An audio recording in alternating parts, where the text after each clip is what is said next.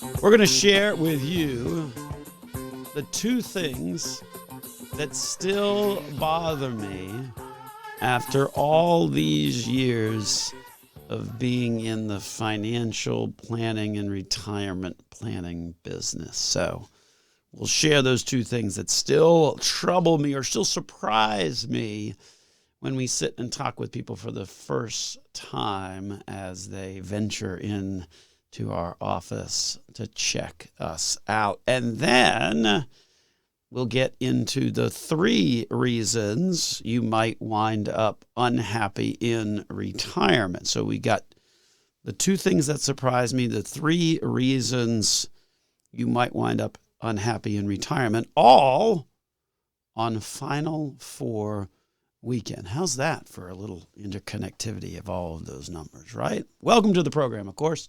This is Dollars and Cents, where we help you make sense out of all of life's decisions involving your dollars. We're one of Central Florida's longest running radio programs, also coming to you on a host of podcast platforms as well, making us one of the top 25 financial planning podcasts out there on the magical World Wide Web. My name, Joel Garris, certified financial planner, certified financial fiduciary at Nelson Financial Planning, where our team of certified financial fiduciary stands ready this week to help you change your life with a successful and cost-effective financial plan.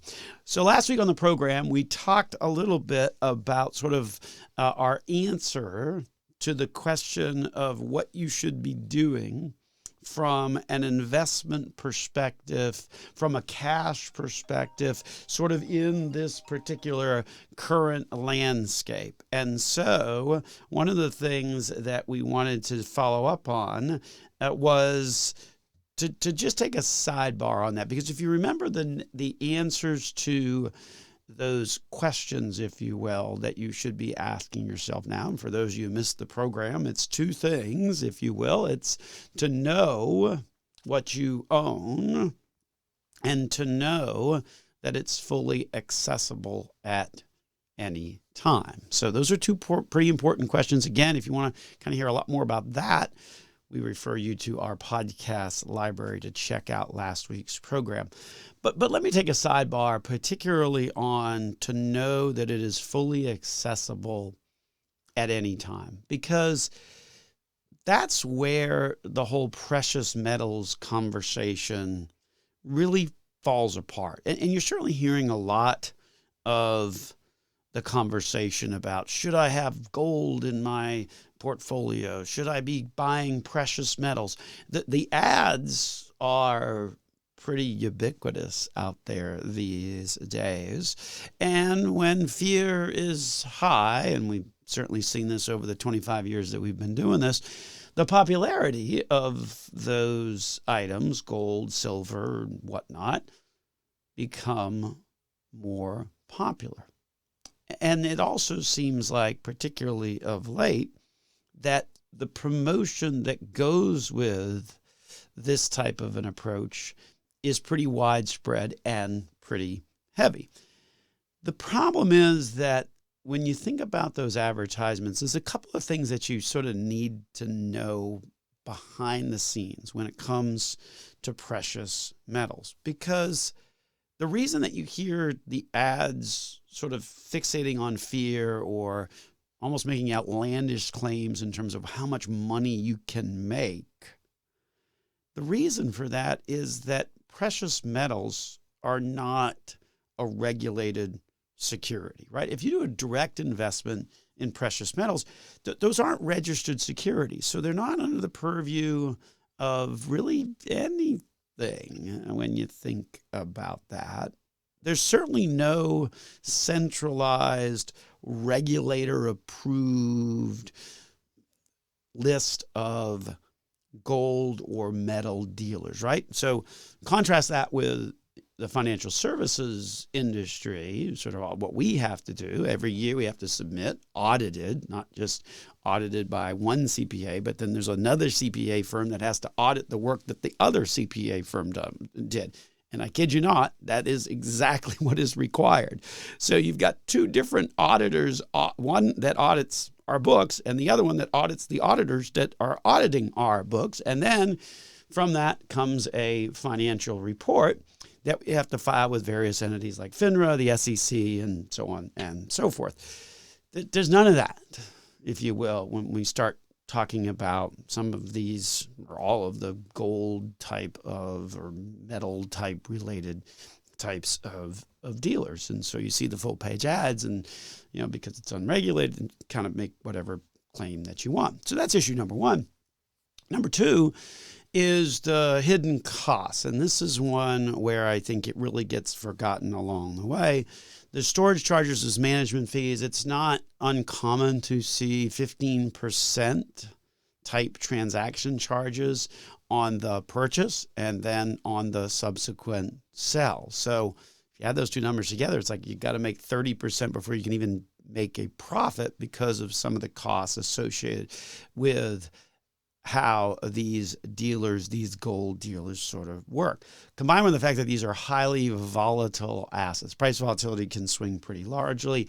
And then to compound it all, the thing that worries us or should worry you no matter the situation, when you start to think about the use of leverage. Oftentimes, dealers or individuals are able to borrow up to 80% of the purchase price. Again, that kind of level of leverage can only compound issues when they do crop up. So all of those issues, particularly sort of those hidden costs kind of issues, we're sort of at the heart of a conversation that we've been having with a particular client whose mother had opened up such account. The issues were so widespread. Obviously, we're not going to get into all of the details on the program. But bottom line, there were issues with accurate trading, timely trading, costs, fluctuating values. At one point, they were told it was worth 190, and then another point it was to like 140, and then 120, and then 190. All within like the space of a week. The metal that they had purchased, in this case, I think it was platinum, if I remember that piece correctly, it never really showed up in the account. It was like 4 months later. And, we didn't really execute that order. We did this order. And, after the transaction cost, you're really not going to make any money anyway. So let's just unwind the whole thing. I mean, that was literally the suggestion or the solution, if you will, by the metal dealer is that, don't worry about it because after the transaction costs, which were so ridiculously high, you wouldn't have made anything. So let's just pretend that the transaction never actually happened, even though on paper you had something that actually did make you money, but then it was all gone. So that's just one story of many that we've heard over the years. So remember those two things to remember that we talked at length about last week on the program from an investment perspective. Know what you own, and most importantly, know that it's fully accessible at any time. Clearly, the precious metals world falls dramatically on that second point. So stay clear.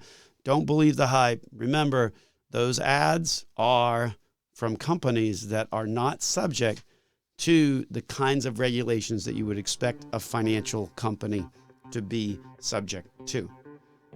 Metals are not registered securities, which basically means that that's kind of like the wild, wild west when you're doing business there. So be careful.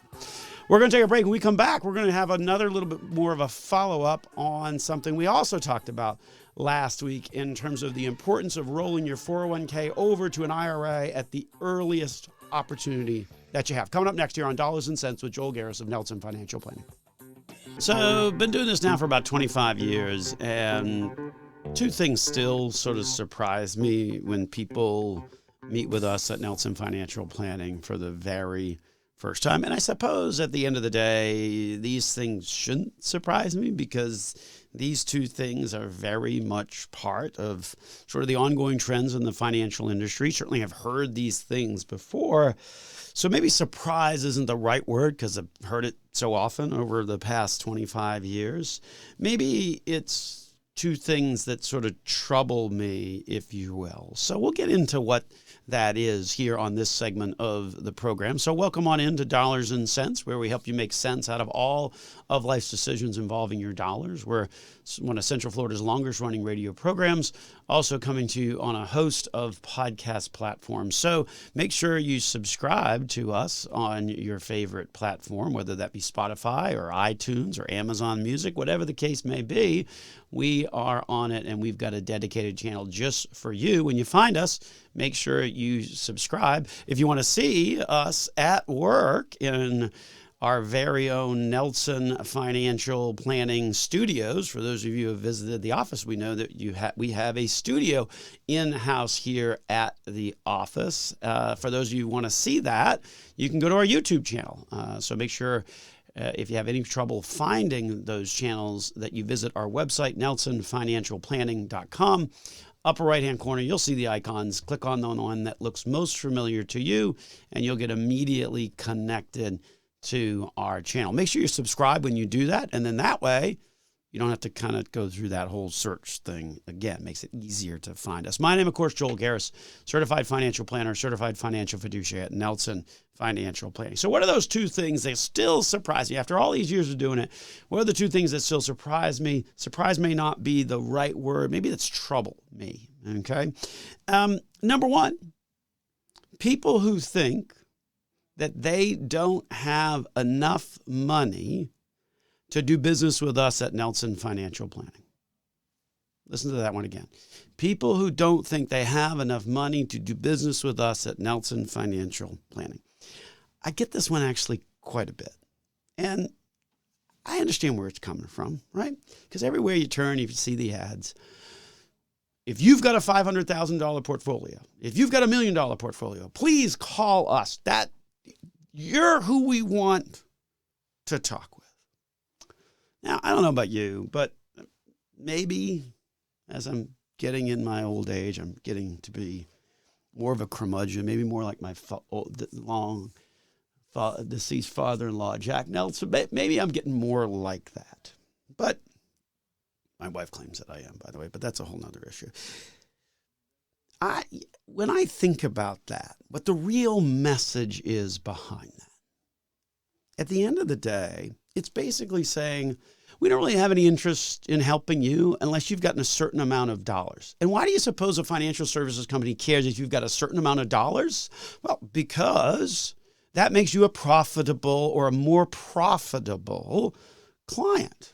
If you've got a $500,000 account and they're charging 1.5%, hopefully it's not that much.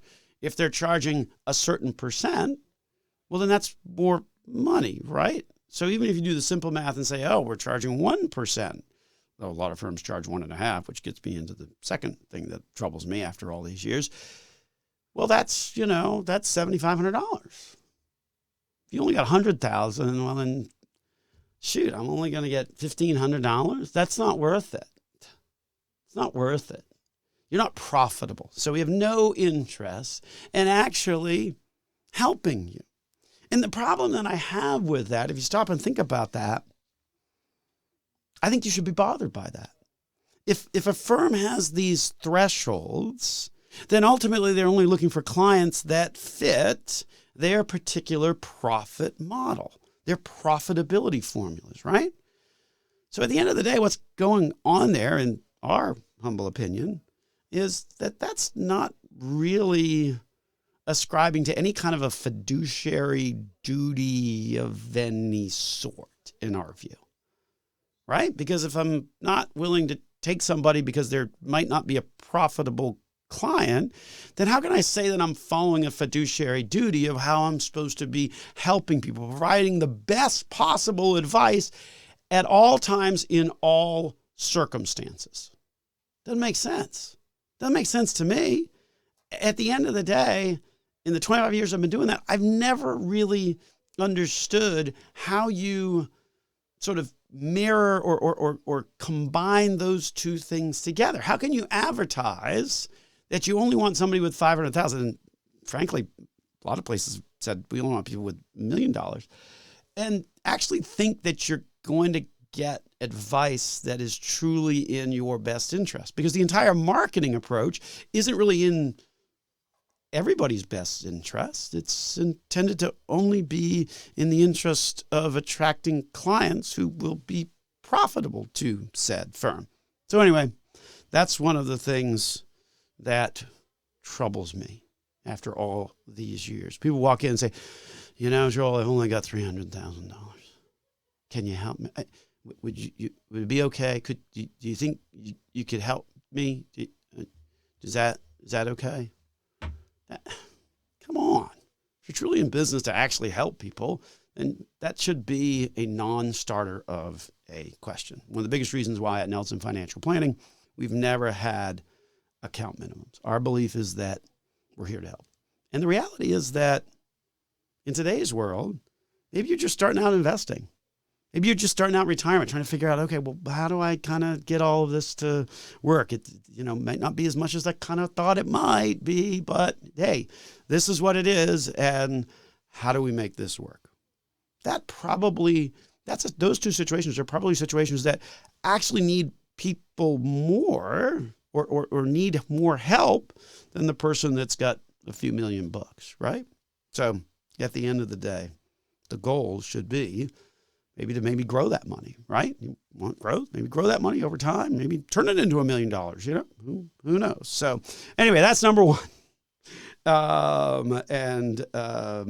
It is staggering how much that one comes up. Number two, and we alluded to this earlier, it's the staggering cost that people pay.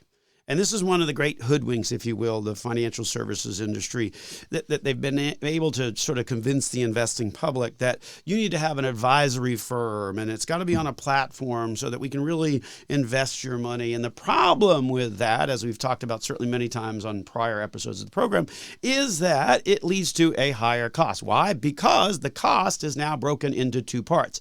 It's the advisory fee, and then it is also the expenses of the investments that you own. So you got to remember to add those two together. By splitting it up, it makes it seem like, it's not really as much as it is. But investor costs always the sum total of any and all expenses associated with said investment.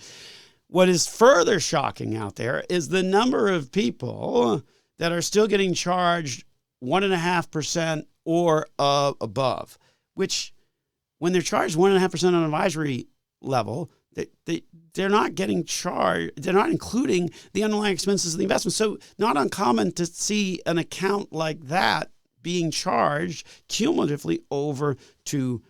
Well, if we're in an inflationary environment and a higher interest rate environment, and we got a market that's not necessarily, growing at the same rate when money was cheap and inflation was nothing, seems to me that maybe paying a little bit more attention to the cost might be a good idea. The reality, of course, is that folks have no idea how to calculate it. Well, I'm going to tell you how to do that. Okay? Look at your quarterly statement. Look at your statements for the past 3 months. If there's a line that says fees and expense, go to that. If it's a quarterly statement, multiply that by 4. So that's the annual amount. Take that annual amount and divide it by the value of the account. Multiply that number by 100, and then you will have the percentage that you're paying on an annual basis. Don't minimize it by thinking it only shows up on the statement once a year. It shows up on the statement every quarter. So you got to take that number, multiply it by 4, divide it by the balance, multiply that then by 100, because remember, we're looking for a percentage. I know this is a weird math exercise, but that will allow you to get to the bottom number of exactly how much you are paying on an annual basis. Pretty important calculation. I would encourage all of our listeners to do that. The reality is, you may get surprised by what that math may show you. We're going to take a break and continue here on Dollars and Cents with Joel Garris of Nelson Financial Planning.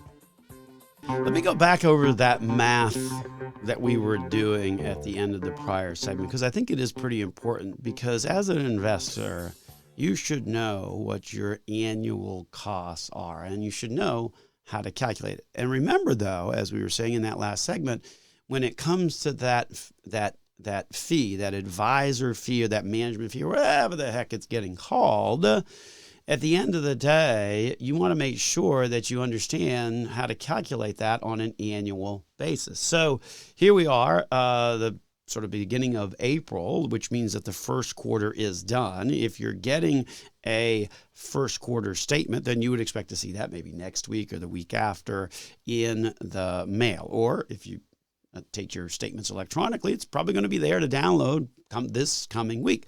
Take a look at that statement. And more often than not, there's a fees and expenses line on that statement. And when there is a fees and expenses line on that statement, there's a number there. So take that number and multiply it by 4, because those are the fees and expenses for the quarter, right? So then it's 4 quarters in a year. So multiply it by 4 to come up with the total expenses for the year. Then take it, divide by the balance in that account, multiply then that number by 100 to get sort of the percent of the advisory fee or the management fee, or whatever it is that they're calling it.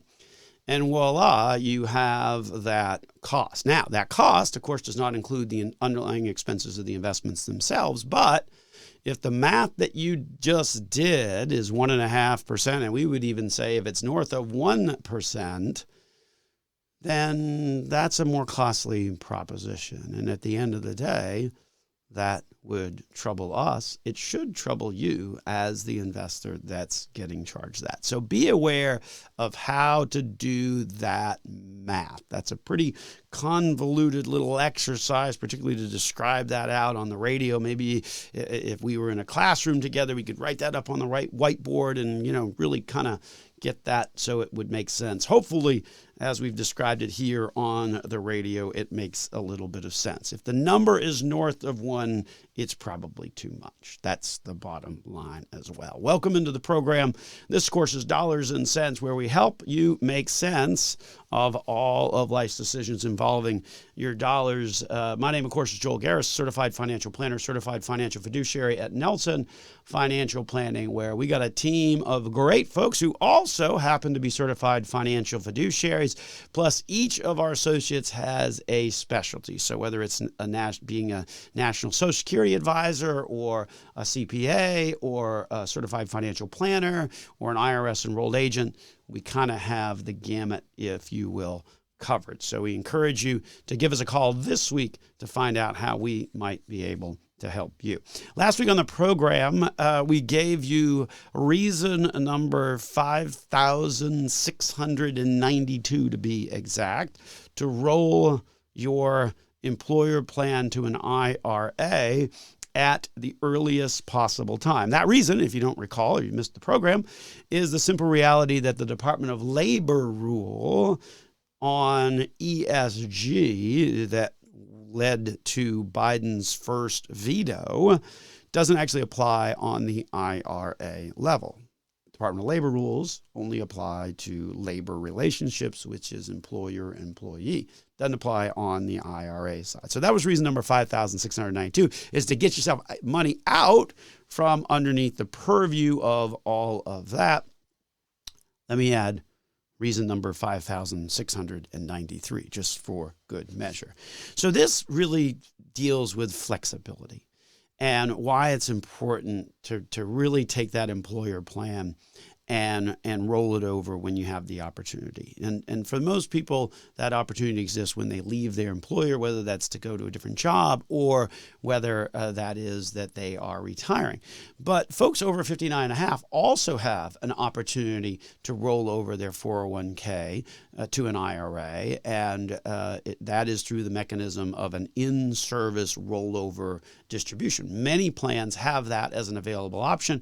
We encourage you to find out if that is an option if you fit that category. You're over 59 and a half, not ready to leave your employer, not ready to retire, but maybe looking for some other options. Well, in this particular case that a client shared with us this past week, this is the perfect or the classic scenario of why rolling it over to an IRA gives you a lot more flexibility. In this particular case, this individual's sister had unfortunately passed away, leaving him as the beneficiary of a 401k that had about $178,000 in it. Well, we had a conversation about, okay, well, you should have the ability to kind of roll that over and at least set up, so that that money, $178,000, can come to you spread out over the course of a 10-year period of time. Under the new sort of stretch rules, you get 10 years to kind of spread that out. So what's supposed to happen in that is it's supposed to be set up as a beneficiary type of IRA, and that's the process that allows you to have that flexibility to get those distributions over an extended period of time rather than all at one shot. Well, the problem is that the plan administrator didn't really want to do that and didn't really like that idea because they're not particularly big fans of having someone who was not really ever part of the plan. Okay, well, now they're part of the plan and they're going to be hanging around for 10 years, gradually dwindling out the value of their account. So, you know what they did? They just said, well, yeah, sure, maybe. Here's a check. And sent the whole thing in one shot. So guess what? That entire $178,000, fully taxable in the year that money was received. Because see, the 401k, the plan administrator, they just didn't want to do that. If instead that money had been sitting into an IRA, it would have been so much simpler to use a beneficiary IRA to kind of avoid all of this mess where ultimately you're at the whims of the plan administrator who just says, we don't want to deal with it, and here you go. Because here's the other part of the problem, particularly in this individual's situation. So if that money had been in an IRA, there would have been a lot more capability and flexibility to do a beneficiary IRA rather than having to deal with a plan administrator, 401k. It's not really an IRA, so it can't really easily shift over to a benefit IRA. There's like a 2-step, 3-step type of process that has to be done there. And they just didn't want to deal with it. And so, hey, here's the money. The other part of the problem is this individual is on Medicare. So what do you think $178,000 of extra income is going to do to his tax return?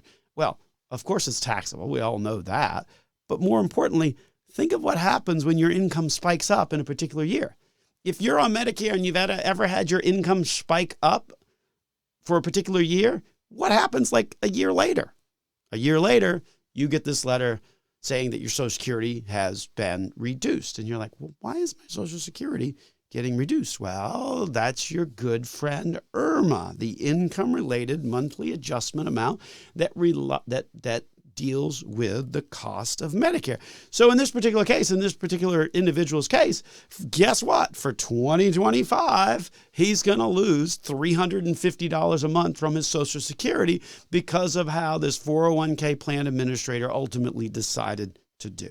So bottom line, and reason number 5,693, if you need more, to roll over that employer 401k is to give your beneficiaries the flexibility to be able to adjust how they take that money rather than having to take it all at one shot, rather than having to take it as a lump sum, rather than having to lose their Social Security 2 years later or lose a large chunk of their Social Security. So remember those reasons.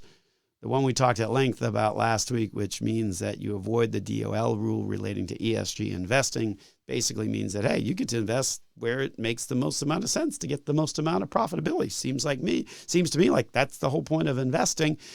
And then the one that we went into detail this week, the reality is that giving your beneficiaries more flexibility as it relates to their options when something happens to you and they inherit that account.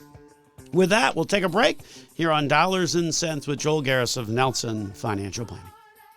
Only appropriate for this show, since earlier in the program we talked about the two things that still surprise me, still shock me, still trouble me after 25 years of doing this. If you missed the earlier part of the program, well, then you're going to have to subscribe to our podcast. Now we'll give you the bottom line. The bottom line is that we constantly see people paying way too much for their investments. And then the other thing that troubles me is that they come and they say, I've only got $300,000.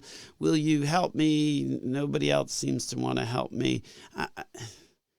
If there's an account minimum, if a financial firm is only looking for highly profitable clients and doesn't really have any interest in helping those that might be less profitable of a client, it would seem to me that that's not really following much of a fiduciary duty, is it? I mean, is it really keeping your best interests at heart if at the end of the day the initial screen is to make sure that you meet their profitability metric? Anyway, so 2 reasons that still surprise me. Only appropriate then that this segment we talk about the 3 reasons you might wind up unhappy in retirement, because then we'll leave you the rest of the day to finish up watching the Final Four, I guess, although, so in the middle of Final Four weekend. So here we go. First one should be of no surprise, right? We're talking about a reason why you might end up unhappy in retirement. First one, no surprise, not having enough money, right? Now, the next 2 will get better, I assure you, okay? But that's oftentimes the biggest issue, right? Not having enough money. No surprise revelation there. How do you avoid that? Well, the biggest way to avoid that is to start early, start often, make sure that you are paying yourself first. What that means is that when money comes in, you take some of that right off the top as that money is coming in and put that into your savings or into your retirement account. You don't do it at the end of the month with what's left over. That's the difference, and that's the concept of why paying yourself first is so important, because like most people, if you're doing it at the end with whatever's left over, guess what? There's probably not that much left over. Being consistent, right? Doing it month in, month out, not taking a few months off, not skipping it, not getting distracted, eyes on the prize, so to speak. So certainly a lot of headlines that cause us to get distracted from doing that for whatever reasons. And this is where I like to remind people, hey, over a 30-year period, you know how many congressional elections you're going to have? 15. You know how many presidential elections you're going to have? 7. That's a lot of headlines over the course, just on a political front. That's a lot of headlines over the course of a 30-year period of time. So make sure you start early, be consistent, pay yourself first. From an investment perspective, obviously be diversified. Don't just chase after what was last year's hot thing. So reason number 1 out of the way, one of the biggest reasons for being unhappy in retirement, not enough money. Okay, that one makes sense. But these other 2, I think, bear more conversation than what they actually, than the attention that they actually get. Because we do see these stories on a regular basis. This past week, we've certainly visited with somebody who fit one of these, and then somebody else who, fit the other one. And so one of the issues that folks have in retirement is not having enough to do, right? You go from working 40 hours, 50 hours, whatever the case may be. That's a lot of the work week, right? Plus, if you throw in, okay, well, I got up, showered, got organized, got in the car, drove, for the average person, it's probably 60, maybe even 70 hours a week, depending upon how long your commute is. So that's a lot of time that, poof, all of a sudden, when you retire, is now part of your daily routine. And so it's important to make sure that you think about that ahead of time before just retiring and saying, okay, now what do I do? What do I do with all this time? It's important to think about what you want to do in retirement. And at the end of the day, whether that is making sure that you're following your hobbies or following your passions or whatever the case may be, then that's going to be important. Because the other part of it, if you will, is that when you're working, you don't simply put have as much free time. And when you do have free time, there's a tendency to do stuff.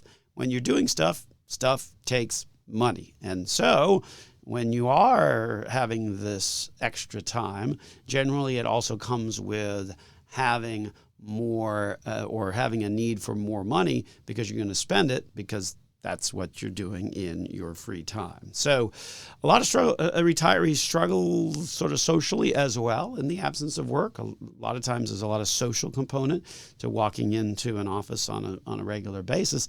And then that's going to create bigger problems for you, because if you're not getting that social activity or that mental exposure, then you could very quickly have your physical and emotional and mental health go down. And that's not the point, right? You want to retire and enjoy it for as long as possible, not retire and then just kind of fade away. So make sure you think about that. Not having enough to do, oftentimes one of those things that people, that make them unhappy in retirement. Figure out a game plan for what that looks like. Sometimes it's going back to work. We actually ran into a situation this past week where somebody's like, you know what, I got an opportunity to go back to the old job. It's part-time. The hours are good. Oh, and they're also throwing in healthcare. So I'm doing it. So makes perfect sense. No harm in that. Make sure you spend some time thinking about what you're going to do with all that spare time.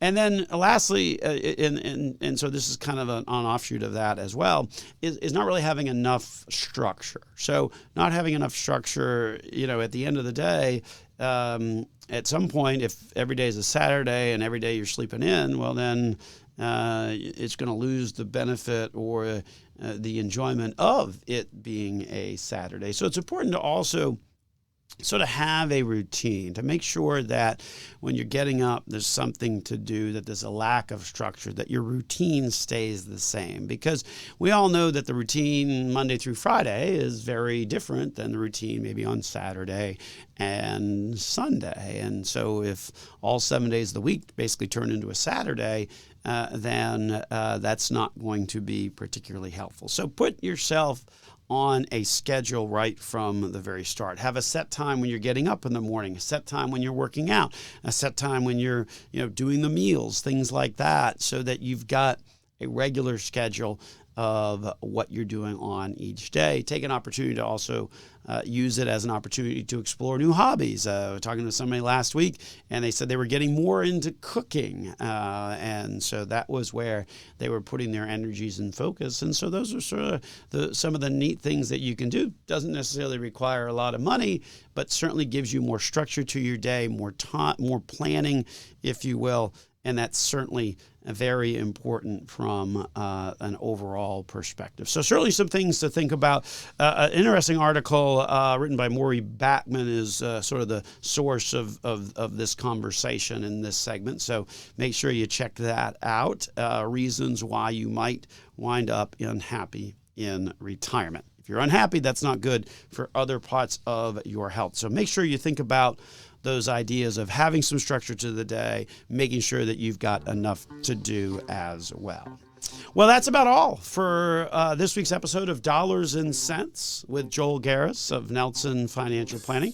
If you like what you heard and want to learn more about how our team of certified financial fiduciaries at Nelson Financial Planning can help you change your life with a successful and cost-effective financial plan, go to our website, nelsonfinancialplanning.com, and fill out that Contact Us form for an absolutely free conversation. Or if you like, you can always call the office. We got live people that answer the phone during business hours, 407-629-6477. Have a great rest of your Sunday and enjoy the beautiful Central Florida out there.